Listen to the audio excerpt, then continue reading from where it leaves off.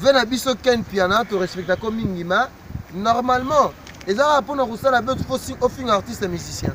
ils ont raté donc ils ont raté tous comprendre tête au lali to la muki to moni vena biso ken piana makizembe vraiment te le misa mo muki to éviter lo ni ezo sala obongo lo ni ezo sala obongo donc offrir artiste munene au taquet artiste batu ya bovo ya mikuse boya tesko ezanani fali le poupa et faire rigola eza baloba concurrence il faut ezala loyal eza ba concurrence moko to bino le lobo komisango concurrence moko boye ya sans impact concurrence moko boye ya mara moko boye zanga tina non ça pourra pas se passer comme ça mon atier botalelanga Congo température, ya maman Rosette la fleur, Nadambu. Après avoir défilé dans la cité Pola, mais cette fois Congo Température TV. Désormais, suivez-nous sur cette chaîne. Congo Température TV. Congo Température. La patronne, Rosette la fleur d'amour, chaîne à solo. Émission religieuse. Théâtre, musique, environnement. Bah, émission sportive. Émission politique, donc, nulle part ailleurs. Pour nous avons information à temps réel.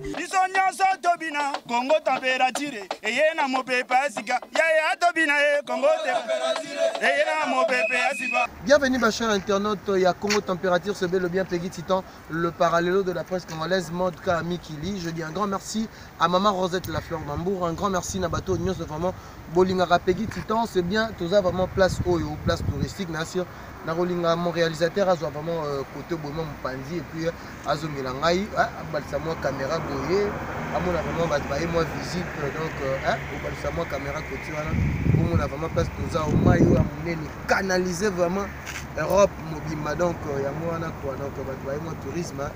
donc un grand merci Nayo, un grand merci à Fabrice Massial l'artiste, un grand merci à bateau tout vraiment la Peggy Titan partout dans le monde. Merci beaucoup à mon cordon Shabbat Biscored, un grand merci. Un grand merci aussi à mon vieux, lui je l'appelle. Pour comprendre le cas qui passe au Kozali, et vraiment place touristique. Un grand merci Nabil Ognon, vraiment. Nalo Bara n'a battu tout. Au Bolo Balelo, analyse sur le net et autres par rapport qu'est-ce qui se passe entre Ferregola et Ken Piana Makizembe. Et ça la nini. Et ça la nini, tu dois comprendre que tu dois pour la promotion d'artistes et musiciens. Mais tu dois comprendre que vena biso ken piana to respecta comme mingima normalement ils ont pour nous ça la bête faut offrir artiste et musicien ils ont raté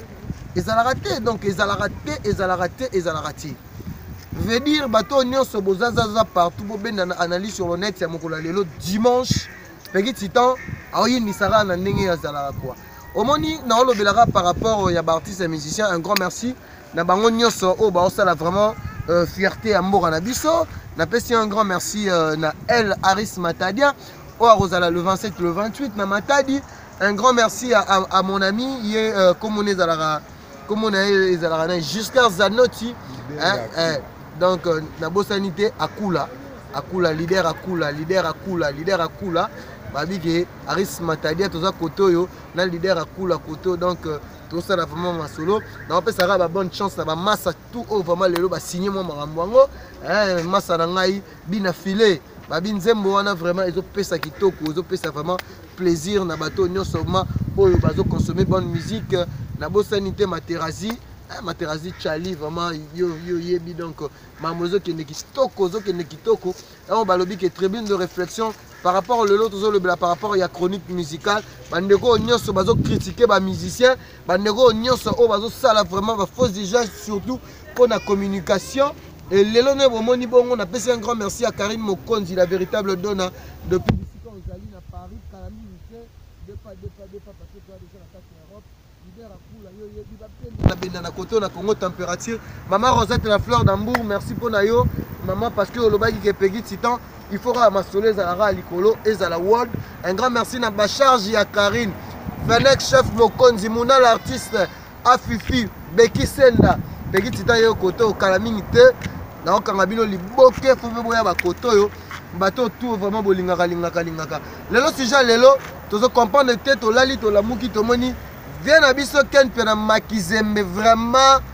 te le misa mo muke to ebite lo ni ezo sala obongo lo ni ezo sala obongo donc ofinga artiste munene otake artiste batu ya bovo ya mikuse boya te sko ezanani fali lupupa e faire gola eza baloba concurrence il faut ezala loyal eza ba concurrence moko te obino lelo bokomisango concurrence moko boye ya sans impact concurrence moko boye ya mara moko boye zanga tina non ça pourra pas se passer comme ça ezala bongo te donc on doit vraiment plus auto reconnaître ba artiste oyo lelo basali vraiment mboka na biso ekende liboso yango bomoni lelo te bo ese batuni bandima ke bina filet nze mwana bina filet za mystique leader akula nze mwana bina filet linga yango te nze mwana vraiment yango wana te mamune ezalaka et veut dire na yebisa yo janvier keba moni bato bazo utiliser yo osala makambo wana déjà merci pour la réconciliation parce que dans le baki yango vérité de urne na banyango déjà première partie Shadrach Discored yebisa na bato tout vraiment ba ocha tembe na Peggy Titan ba ocha tembe biso do bana nzambe l'humilité procède de la gloire vraiment merci beaucoup na yemoko merci beaucoup na leader akula ma mouvement eza kotoyo bozo linga nini analyse sur le net lelo to lobelaka par rapport to lali to lamuki to moni ken piana vraiment bongoté faire rigola je suis de nuance donc pendant ça la buzz ça sera succès est-ce que mon atake bato so bazo kitsa ba artiste na biso ba kitsa ba artiste to moni to zo mon atake to comprendre que ba janvier comme janvier wata ba René Abiri bon ça la ne promotion ba artiste et musicien botika ko bandaka ko lobaka ba n'importe quoi par rapport à makambo bozanga na ngotina non c'est pas ça eza bongoté ezalaka bongoté vraiment ezalaka bongoté ezalaka bongoté na yebi ke réconciliation à Joël Chona Karine Mokonzi pesa libino ka bien et ça libino bien maman Arlette Matoko depuis Londres on a fait un grand merci maman Mianyota balobi place touristique vraiment ezo yamba bakonzi na likasi na avenue mama yemo numéro 34 saison maman Mianyota na sûr que numéro à téléphone kotaka na Facebook na ngai okomona numéro à téléphone bato nyonso vraiment na perdre contact na bino na Kinshasa vraiment beaucoup takaka na page na ngai Peggy Titan officiel okomona wana me kala minute na représenter bino pe artiste na yena ekotoyo naza na ekoto na mopanzi oyo leader akula kala mingi te azo boya mais musique ebongaka bongo biso za te ke no osali chronique moko boy bandi kote héritier Watanabe avec tout le respect que je vous dois omoni lelo orchestre moi mbilinga kotaki mbilinga kotaki tomoni vena biso Charlie Pakalingomba akei kuna asali pe orchestre il est vraiment azalaki na héritier Watanabe mais le lot moni kozala leader ça demande pas epesami na mutu tout OK non leader te kozala leader epesami na mutu nyonso te merci beaucoup à mon réalisateur Shadrach Discored merci beaucoup à Christian Mukendi Touré babi ke makambu koto bobenda na benda parce que koto neza makambu quoi donc on a passé un grand merci na bato tout bolingaka ngai Peggy Titan donc Tanya Siliki madame Tanya Siliki babita bomo na Peggy Titan zaboué Maletska toujours madame Tanya Siliki merci Karine Mokonzi la véritable donne parce que me topé ça qui vraiment makambo ngo obité Peggy Titan moi na elaka moi na batu mais sujet du jour na biso le autre ça analyse sur le net automoni vraiment faire rigola Jésus de nuance aza motoyambo artiste na biso vraiment biso lolingake mingi mais qu'est-ce qui se passe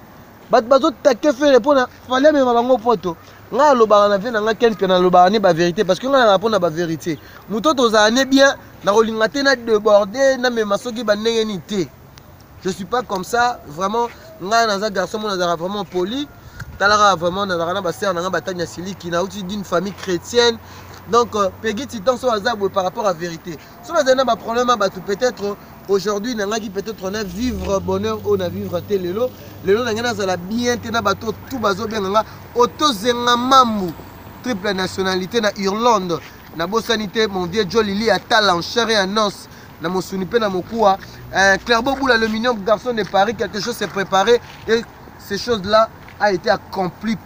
hein na nzambe ye moko yeme quoi donc un grand merci na bino tout au bolinga mais tout à l'heure vraiment maman ngezo kende nous sommes na bateau lelo ba sali presse bateau vraiment oh ba finga ba musicien le la Gloria mame Mili vena biso ken piana zala mupanja fali pupa muta déranger azate muta boite ke ozana na fali pupa mais ko linga te ke non parce que total ba titre ba tuso ba lo bake c'est que fali muta tinda rayo parce que lelo so par exemple le festival le lelo mo ya munene ba bengisi le deux artistes là et considère que non ba solo li moment que botika na Sony botika la vraiment na Sony et ça la bien te nous en a besoin na bino nous en a besoin na batu tout Jean-Charles Maredo hein depuis Canada maman Sacha Kinkela donc on appelle sur moto bisiko zali na bosanité maman Eugénie Kassai na Londres bateau tout vraiment besoin soutenir Peggy Titan maman Lelo Katia na tineli demande déjà na Facebook na perdagi numéro monté ma papa Jimmy Placide maman Lelo Katia na pesi un grand merci na pesi merci na mami Mola tantine nièce depuis les États-Unis dit de la Boshi bino tout ba bozawana Emani Kialanda na pesi un grand merci na bateau tout vraiment bolinga Peggy Titan beaucoup kota parce que vraiment Maramozo Salema vraiment dans le nord mais surtout tout dans la place touristique place vraiment il y a bien donc nenga nezalara qui donc nenga zalara donc bomona ka ba mindele baza awa hein mindele yobi ne mboka drink parce que mindele mama mindele ba beta ma côté donc on a nenga j'ai donc hello donc bio monica qui non aiza yobi ka ba singa ba shimboka donc faut moi shimboka ça la moins bien donc merci beaucoup hello donc merci beaucoup Nabato tout bolingara Congo température maman Rosette la fleur d'Hambourg maman Rosette merci nayo nzamba pambola yo nzamba bakisela yo ebele Clairbeau Boule le mignon garçon de Paris maman et yonde quoi yonde makambu Clairbeau Boule yonde vraiment visibilité yonde mtozo pesa vraiment que Peggy Titan lelo vraiment maramo salema bato tout ba charge ya Karine Mokonzi na bosanité bana membre groupe fan club ya nini Karine Chou na Paris boza ebele la fille cœur de cœur na Paris wana donc bato tout boza na Paris po bolinga Peggy Titan vraiment zo sala bien na olinga moto baluka parce que na mona mangi moi bato moi visibilité et moi yebika vraiment africain ça dit zora ngai na leader à Kula donc c'est un peu ça donc batutu non c'est la rare réalisateur nanga pour vous dire que tous on a besoin de Kimia Ken piana vraiment vous avez na biso mais comme moi pour l'émission parce que tout ça la bien te batutu on batali émission wana batutu ya mikuse non ils auront la force la buzz nga bakanga na Kinshasa te à part kaka Marie Bongola kani mutasala ki mamutu je dis un grand merci de comme na suka émission na biso je sais pas na retour na réalisateur nanga déjà ce qui minutes déjà est commis donc je pense que minutes est commis na suka mais donc il y a moi briefing mo par rapport à Marambo tout elikana et Tomoni vraiment image analyse sur le net Ken Piana mais qu'à vraiment au ça la moi attention par rapport il y a artistes et musiciens il faut qu'on a na moi rigueur et respect il faut dans respect et respect ça réciproque et ça moi réciproque donc tara mundeli nazanaye to solanaye nini un grand merci na batutu na pesimbote na bato tout bozo soutenir nga bozo na besoin ya kozwa numéro na ngai beaucoup na Facebook nanga Peggy Titan officiel bon mon numéro affiché voilà un grand merci na Ami Singoma un grand merci na maman Eugénie Kassai mami Mola na Paris na bosanité batutu balingaka ngai Marianne Masiala na États-Unis donc Marianne Masiala sœur nanga motema chacha mon vieux ya grand frère petit na oyeyo donc toza awa donc na monika mbwa moi musique na linga kito to chité mais mbwa o ndekara ba mbwa to mona na ba film donc ba mbwa to mona na ba film donc na éviter ce qui vraiment akula so akoki kozamani mbwa kitoko ye nomona kaka système ya bambwa tala mbwa kitoko bambwa bosi omeki aya massacré. Un grand merci la bise nous beau s'abonner toujours massivement à la Congo Température Peggy Titan Zali. On se retrouve à la prochaine. Bye. Mon atier botalelanga Congo Température ya maman Rosette la fleur Nadambu. Après avoir défilé na site Pola, mais cette fois Congo Température TV. Désormais, suivez-nous sur cette chaîne. Congo Température TV. Congo Température. La patronne, Rosette la fleur d'amour, chaîne à solo. Émission religieuse. Théâtre, musique, environnement.